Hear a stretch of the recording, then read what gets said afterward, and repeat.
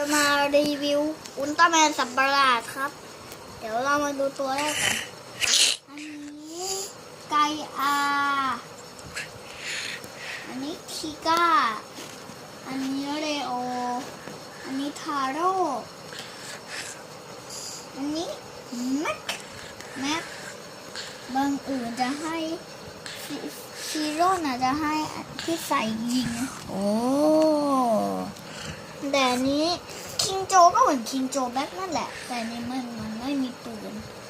นิโกซาโอ้ซออันนี้มาคิดซิผมรู้แต่เมื่อก่อนผมเคยไม่รู้พ่อหนูเคยบอกมาคือเบสบาคิดซิและอันนี้นี่คือทาวิเทลผมถามเลยว่า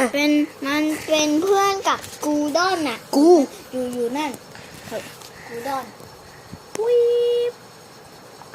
อยู่ตรงนั้นนะครับเห็นไหมตรงเนี้ยนี่ทาวินเทล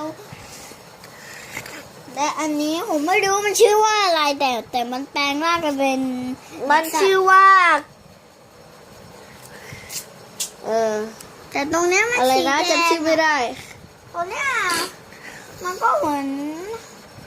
พวกตัวนั่นน่ะไอตัวนั้นดักซากิอ่ะใช่เหมือนดักซากิเหมือนดักซากิไปนิดนึงต่อไปอุลตร้าแมนไนส์ แล้วทำไมแต่มันต้องอยู่ตรงนี้เลยมาประมาณ1 นาทีแล้วเนี่ยนิกสันผมรู้แต่เป็นภาษาสีแดงเป็นแบบสีแดงดูมีไฟแต่จริงๆนะแค่ก็เจอจ้าอันนี้เบบี้อูแต่เป็นเพื่อนกับพี่คาริอยู่นะแต่ที่เบบี้อูพันไหนก็ไม่รู้เขาไปซื้อมาบ้า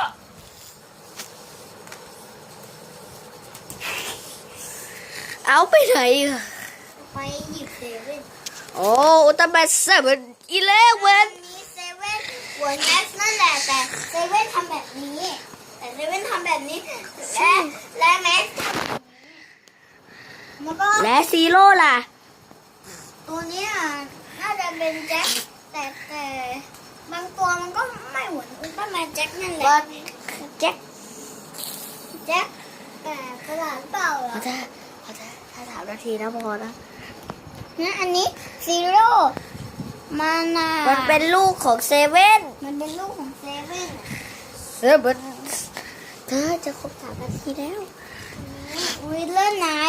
แต่ผมยังไม่รู้เลยอันนี้3 2 1หยุด